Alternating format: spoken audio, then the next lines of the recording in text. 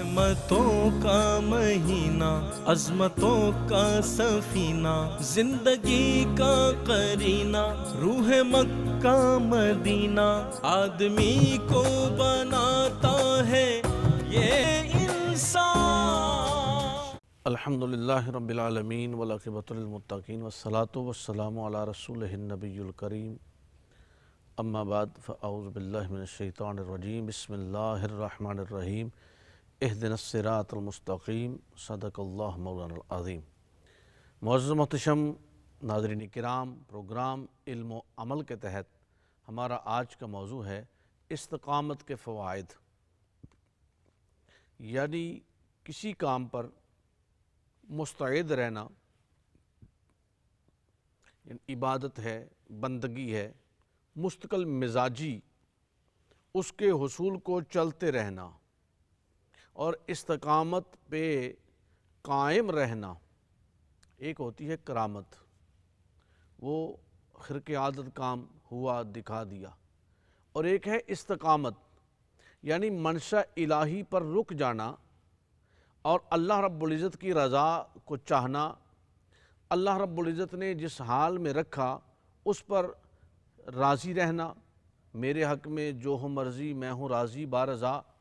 مرضی مولا ہمہ اولا رضینہ بالقضا، تیرے گھر میں کیا کمی ہے مجھ گدا کے واسطے۔ یعنی بس یوں سمجھ لیجئے کہ حضرت خواجہ غریب نواز جب اجمیر میں آئے تو کرامت کا ظہور کرنا پڑا، لیکن امام علی مقام امام حسین علیہ السلام جب میدان کرب و بلا میں پہنچے تو آپ جیسی کرامت چاہتے اس کا ظہور کیا جا سکتا تھا، لیکن اس وقت آپ نے اپنی استقامت کو دکھایا۔ یا ایھا الذین آمنوا استعینوا بالصبر والصلاۃ، صلاۃ کو بھی قائم رکھا، صبر بھی کرتے رہے، استقامت پر بھی موجود رہے، اور استقامت ایسی کیفیت میں ڈٹ جانے کا نام ہے کہ جسے آپ برداشت نہیں کر سکتے، آپ میں ہمت و سکت نہیں ہے، لیکن اللہ رب العزت کے حصول کی خاطر، اللہ کی رضا جوئی کے لیے، تقرب اللہ کے لیے، خشیت الہی کے لیے، اللہ رب العزت کا قرب پانے کے لیے آپ اس تکلیف کو برداشت کر کے اس پر جم جاتے ہیں، اور لیکن اللہ کی عبادت، اللہ کی بندگی، اللہ کی رضا، اللہ کی محبت کو ترک نہیں کرتے۔ اسے استقامت کہتے ہیں، یعنی آپ اس پر مکمل قائم رہتے ہیں۔ اچھا، ہمارے ہاں عرف عام میں کیا ہوتا ہے کہ لوگ ہمارے پاس آتے ہیں، اور مختلف لوگوں کے پاس، بزرگوں کے پاس، مفتیان کرام کے پاس بھی آپ مسائل لے کر جاتے ہیں، سوشل واٹس ایپ کے وغیرہ کے ذریعہ سے بھی، اور فون کالز کے ذریعہ سے بھی، ملاقات کے ذریعہ سے بھی، کہ وہ پیر صاحب آپ نے کہا تھا کہ نماز پڑھا کرو اللہ کام کر دے گا، آپ نے کہا تھا یہ سورہ کوثر پڑھا کرو اللہ کام کر دے گا، آپ نے کہا تھا یہ درود پاک اتنی مرتبہ پڑھا کرو اللہ کر دے گا، آپ نے کہا تھا اتنے نفلی روزے رکھو اللہ کر دے گا، تو میرا کام ہوا نہیں، لہٰذا میں نے تو 2 3 4 ہفتے میں نماز پڑھتا رہا، کام نہیں ہوا تو اس کا کیا فائدہ؟ میں مہینہ 2 مہینہ یہ میں نے سورت پڑھی ہے قرآن مجید کی، لیکن کام نہیں ہوا تو اس کا کیا فائدہ؟ اچھا، عبادت جو ہے نا وہ اللہ کے لیے ہے، اب اس پر استقامت رکھنا، اس پر قائم رہنا، کہ بھئی اگر نماز کے لیے کہا ہے تو وہ تو پہلے ہی فرض ہے، وہ تو تعلیم اس لیے دی ہے کہ تمہیں اس طرف لگایا گیا ہے کہ تاکہ تمہاری رغبت بن جائے، تمہیں روزے رکھنے کا اس لیے کہا گیا کہ تمہاری رغبت بن جائے، قرآن مجید کی کوئی صورت اس لیے آپ کو بتائی کہ بطور وظیفہ بھی آپ پڑھیں، اللہ رب العزت مہربانی فرمائے، اور دوسرا یہ کہ آپ کا قرآن کے ساتھ لگاؤ لگ جائے، قرآن سے تعلق قائم ہو جائے۔ اب اس بات پر ہم یہ سوچ کر بیٹھ جاتے ہیں کہ میں نے نماز پڑھی، روزہ رکھا، میرا کام نہیں ہوا تو لہذا نماز کو چھوڑ دیتا ہوں، میں خدمت خلق کرتا رہا، میرا کام نہیں ہوا تو میں اس کو چھوڑ دیتا ہوں، میں اللہ رسول کی رضا جوئی کے لیے اپنا مال خرچ کرتا رہا، زندگی بھر اللہ کے رسول کے جو ہے تقرب کے حصول کے لیے میں سفر کرتا رہا، ذکر و اذکار کرتا رہا، نسبت قائم رکھتا رہا، اب یہ کام نہیں ہوا تو اس کو میں چھوڑ دیتا ہوں۔ تو مجھے یہ بتائیے کہ جناب سیدنا بلال رضی اللہ تعالیٰ عنہ کی استقامت تو دیکھیے کہ آپ کے جسم اطہر پر سخت گرم لوہا داغا جاتا ہے، چربی کو پگھلایا جاتا ہے، تپتی ریت گرم صحرا میں لٹا کر ان کو کھینچا جاتا ہے، اور پھر اتنا ظلم و ستم کہ اگر ہم جناب بلال کے ظلم کی داستان جب پڑھتے ہیں تو رونگٹے کھڑے ہو جاتے ہیں۔ لیکن اس کے باوجود کیا جناب بلال نے لا الہ الا اللہ محمد رسول اللہ پڑھنا چھوڑ دیا تھا؟ وہ جناب سیدنا صدیق اکبر رضی اللہ تعالی عنہ جو مکے کے بہت بڑے تاجر ہیں، عرب قبائل جن کی عزت کرتے ہیں اور جن کے شرف کو زمانہ مانتا ہے، لیکن جب لا الہ الا اللہ محمد رسول اللہ کے اقرار و تکرار کرتے ہیں تو وہی جو اپنے تھے بیگانے ہوئے، وہی جو بلائیں دعائیں لیتے تھے وہ پھر کیا کرنے لگے؟ پتھر مارنے لگے۔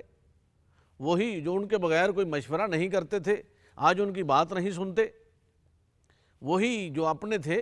صحن کعبہ میں پتھر مار کر اتنا لہو لہان کر دیا کہ وہ کہنے لگے کہ اب یہ جو ہے وہ انتقال کر چکے ہیں۔ لیکن یہ سب کچھ ہو جانے کے باوجود کیا جناب سیدنا صدیق اکبر کی استقامت میں فرق آیا؟ حضور سید عالم صلی اللہ علیہ وآلہ وسلم جو یہ دین متین لے کر جلوہ گر ہوئے، اللہ کا پیغام لے کر جلوہ گر ہوئے، اور جب کافروں نے طرح کے مصائب آپ کے گرد جو ہے وہ جمع کر لیے اور آپ شیب ابی طالب جیسے گھاٹیوں میں بھی آپ کو وہاں محصور رہنا پڑا، لیکن آپ کی زبان حق ترجمان کے جو جملے ہیں وہ کیا ہیں؟ اگر ایک ہاتھ پر سورج اور دوسرے ہاتھ پر چاند بھی رکھ دو تو میں اللہ وحدہ لا شریک کی عبادت نہیں چھوڑ سکتا، اور میرا جو خدا لا الہ الا اللہ جس کے سوا کوئی معبود نہیں ہے اس کی عبادت میں ایک لمحہ بھر بھی فرق نہیں آ سکتا۔ اسے استقامت کہتے ہیں۔ یعنی دین متین کے جو معاملات آپ کر رہے ہیں، ہم روزہ رکھتے ہیں، اچھا بسا اوقات کچھ یوں ہوتا ہے کہ انسان نماز پڑھتا ہے، روزہ رکھتا ہے، ذکر و اذکار، اللہ کے نام پر خرچ نسبت میں مستعد ہوتا ہے، اور پھر اس کے ساتھ ساتھ اس کو تکلیفیں بھی بڑھتی ہیں، تو وہ کیا سوچتا ہے کہ بھئی کیا فائدہ نماز پڑھنے کا، کیا فائدہ روزہ رکھنے کا، کیا فائدہ اتنی نسبتیں قائم کرنے کا، کیا فائدہ ذکر و اذکار وظائف۔ تو یہ جو تکلیفیں تھیں یہ ایمان کی جانچ کے لیے تھیں، یہ جو تکلیفیں تھیں یہ ہماری زندگی کا حصہ تھیں۔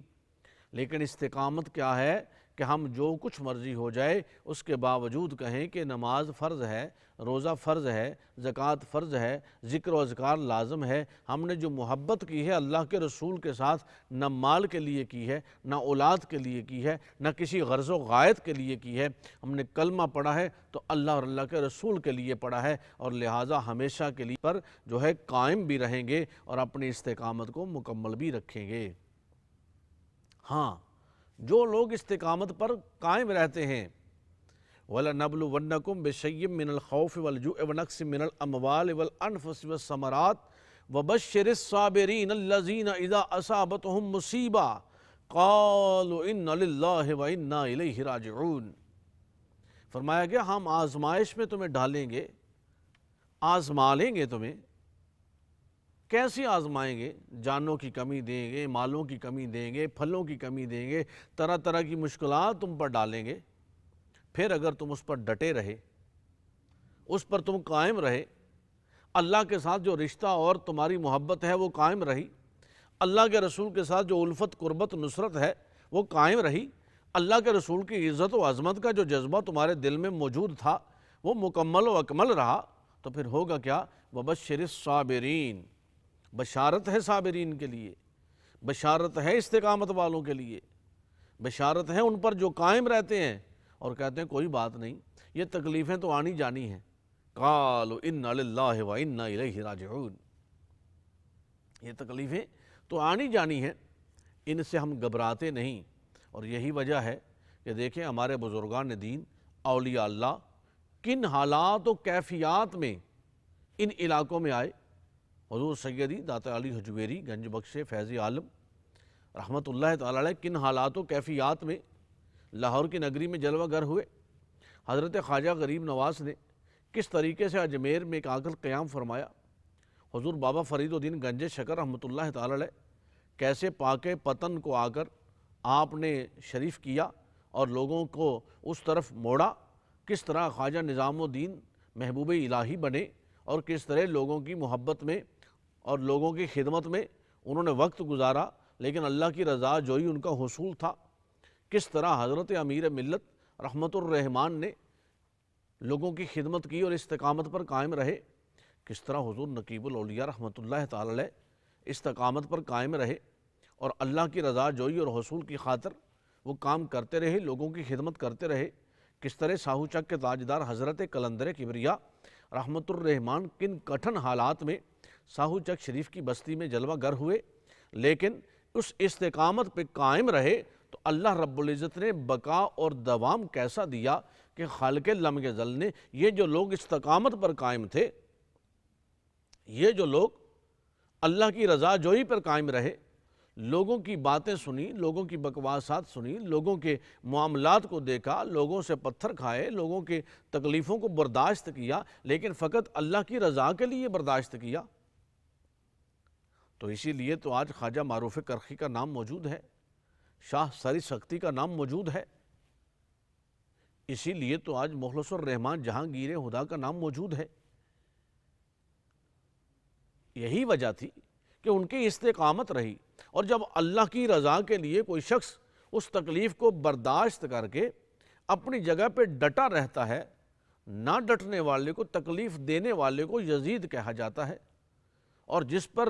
ظلم کے پہاڑ ڈھائے جائیں اور پھر وہ استقامت کا کوہ گراں بن کر کھڑا رہے، اسے امام عالی مقام امام حسین کہا جاتا ہے۔